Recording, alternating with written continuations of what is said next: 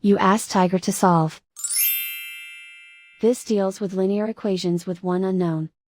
The final result is x equals -4. Let's solve it step by step. Swap sides. Isolate the x. Multiply both sides by inverse fraction 2/5. Group like terms.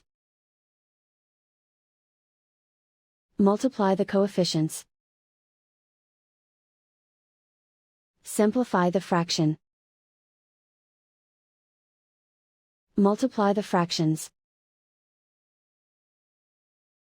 Simplify the arithmetic.